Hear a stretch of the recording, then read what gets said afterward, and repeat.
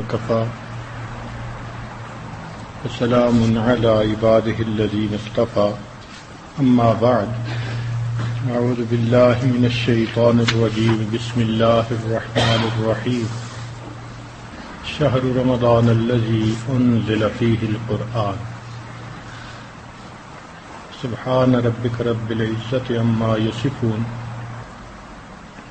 وسلام على المرسلين والحمد لله رب العالمين اللهم صل على سيدنا محمد وعلى آل سيدنا محمد وبارك وسلم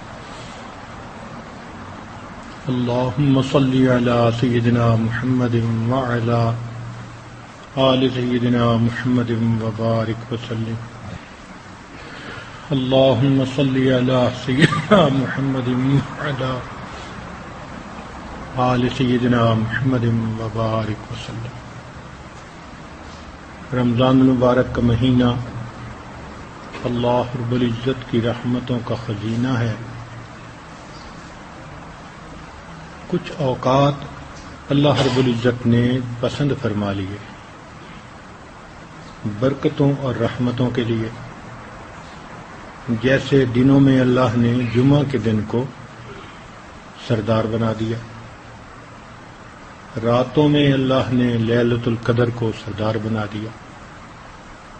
اسی طرح مہینوں میں رمضان المبارک کو اللہ نے سید الشہور بنا دیا. یہ مہینوں کا سردار ہے، رحمتوں کا مہینہ، برکتوں کا مہینہ. نبی علیہ الصلوۃ والسلام نے صحابہ رضوان کو جمع کر کے فرمایا کہ تمہارے اوپر ایک مہینہ آ رہا ہے شہر عظیم مبارک. گویا اس مہینے کو نبی علیہ السلام نے عظیم مہینہ کہا. جب بڑے کسی چیز کو بڑا کہیں تو واقعی وہ بہت بڑی ہوتی ہے. اللہ کے حبیب صلی اللہ علیہ وسلم فرما رہے ہیں کہ بڑا مہینہ. اس مہینے کا انتظار اللہ کے حبیب صلی اللہ علیہ وسلم خود فرمایا کرتے تھے. دعا مانگتے تھے اللہم بارک لنا فی رجب و شعبان و بلغنا رمضان. یہ دعا اس بات کی دلیل ہے کہ نبی علیہ السلام امت کو بتانا چاہتے تھے کہ یہ اتنا بابرکت مہینہ ہے، مجھے اس کی آمد کا انتظار ہے.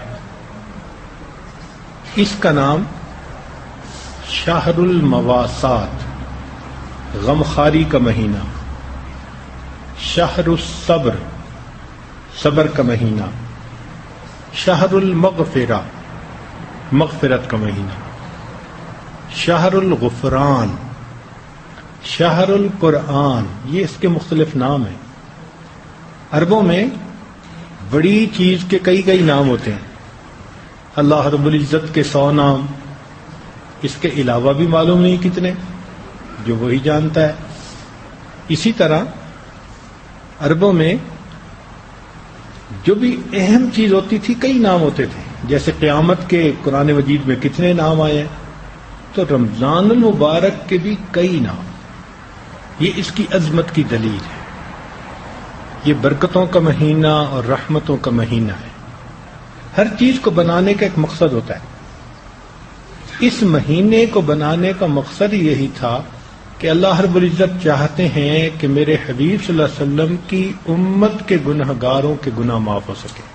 آج آپ کے سامنے کوئی نام لے کہ جی باربیکیو ہے، تو باربیکیو کے لفظ سے آپ سمجھ جائیں گے کہ آگ جلے گی اور گوشت کو بھونا جائے گا، گوشت کو جلایا جائے گا.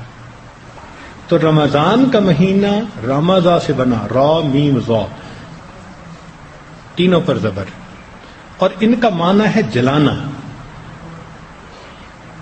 کس کو جلانا؟ گناہوں کے اثرات کو جلانا. مہینہ ہی اسی لیے کہ امت کے گناہگاروں کے سب گناہوں کے اثرات کو ختم کر دیا جائے.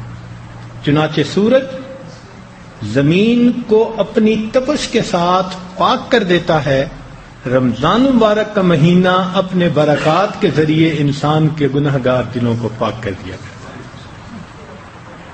تو یہ مہینہ ہے ہی مغفرت کا مہینہ، اسی لیے اس کو کلام الہی کے ساتھ بہت مناسبت ہے۔ جتنی آسمانی کتابیں اتری رمضان مبارک میں، آدم علیہ السلام کو صحیفے ملے 3 رمضان کو،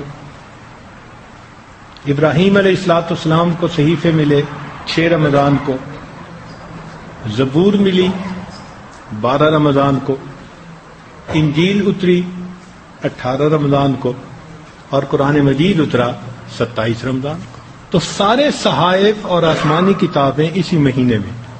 معلوم ہوا کہ اس مہینے کو کلام الہی کے ساتھ خصوصی مناسبت ہے، اس لیے رمضان اور قرآن ان کا آپس میں بہت جوڑ ہے، مناسبت ہے۔ کیسے؟ قرآن بھی اپنے پڑھنے والے کی شفاعت کرے گا، جو بھی قرآن کا حافظ ہوگا، قرآن سے محبت کرنے والا، قرآن کا پڑھنے والا، قرآن قیامت کے دن اس کی شفاعت کرے گا، حدیث پاک سے ثابت ہے۔ اور روزہ بھی اسی طرح، چنانچہ نبی علیہ السلام نے ارشاد فرمایا الصیام والقرآن یشفعان، قیامت کے دن قرآن بھی شفاعت کرے گا اور روزہ بھی اپنے رکھنے والے کی شفاعت کرے گا۔ قدر مشترک ہو گئی نا دونوں میں۔ پھر دیکھیے قرآن پڑھا جاتا ہے تو انوارات اترتی ہیں، رحمت اترتی ہیں۔ وَإِذَا قُرِئَ الْقُرْآنُ فَاسْتَمِعُوا لَهُ وَأَنصِتُوا لَعَلَّكُمْ تُرْحَمُونَ، تو رحمت برسنے کی پکی دلیل۔ اسی طرح رمضان کا مہینہ روزہ دار کے اوپر اللہ کی رحمت برستی ہے۔ حدیث پاک میں نبی علیہ السلام نے فرمایا کہ اس کے اندر رمضان کا مہینہ آ رہا ہے جس میں رحمت آتی ہے، برستی ہے۔ تو صیام میں اور قرآن میں گویا یہ قدر مشترک ہوئی۔ پھر اور دیکھیے کہ کلام سے متکلم کا قرب نصیب ہوتا ہے، کلام سے متکلم کا قرب نصیب ہوتا ہے۔ رمضان المبارک کے روزوں سے بھی اللہ رب العزت کا قرب نصیب ہوتا ہے۔ پھر تلاوت کے اندر تشبہ بالحق ہے، چونکہ اللہ کا کلام ہے تو اللہ رب العزت سے کلام صادر ہوا، اللہ کا کلام، تو متکلم کو کے ساتھ کلام کو ایک خصوصی تعلق، یہ شان ہے اللہ کی۔ اور اگر روزے کو دیکھیں تو روزے میں کیا کرنا ہوتا ہے؟ نہ کھانا نہ پینا، تو یہ شان سمدیت ہے، یہ روزہ دار کے اندر آ جاتی۔ تو معلوم ہوا کہ رمضان اور قرآن کے اندر بہت ساری ایک جیسی چیزیں ہیں، اس لیے ان میں خاص تعلق ہے۔ امام ربانی حضرت مجدد الفسانی رحمۃ اللہ علیہ اپنے مکتوبات میں فرماتے ہیں، اے کاش پورے سال کی برکتوں کو رمضان المبارک کی برکتوں کے ساتھ وہ نسبت ہوتی جو ایک دریا کو سمندر کے ساتھ ہوتی ہے، مگر وہ بھی نہیں ہے۔ رمضان میں اتنی برکتیں کہ برکتوں کی انتہا۔ اس لیے اس مہینے میں قرآن مجید کی تلاوت بہت نفع دیتی ہے۔ خصوصی طور پر ہمارے مشائخ رمضان المبارک کے مہینے میں تلاوت کی کثرت فرمایا کرتے تھے۔ تراویح میں تو ویسے ہی پڑھنے کا حکم ہے، تراویح کے علاوہ وقت میں بھی جتنا ہو سکے قرآن مجید کی تلاوت کریں۔ چنانچہ رمضان مبارک میں نبی علیہ السلام جبریل علیہ السلام کے ساتھ قرآن مجید کا دور کیا کرتے تھے، سنایا کرتے تھے۔ یہ عجیب بات ہے کہ فرشتے عمومی طور پر قرآن پڑھ نہیں سکتے، سن سکتے ہیں۔ پڑھنے کی خصوصیت صرف جبرائیل علیہ السلام کو حاصل ہے کہ وہ پیغامبر تھے، انہوں نے یہ پیغام نبی علیہ السلام تک پہنچانا تھا، یہ ان کی امتیازی شان ہے۔ یہ انسان کو اللہ نے شان دی، وہ قرآن پڑھ سکتا ہے. اب بندہ جو کام نہ کر سکتا ہو کوئی اور کرے تو بڑا اچھا لگتا ہے. مثال کے طور پہ ہم پرندے کو اڑتا دیکھتے ہیں تو ہمیں بڑا اچھا لگتا ہے، اس لیے کہ ہم اڑ جو نہیں سکتے، تو اڑتا پرندہ بڑا اچھا لگتا ہے.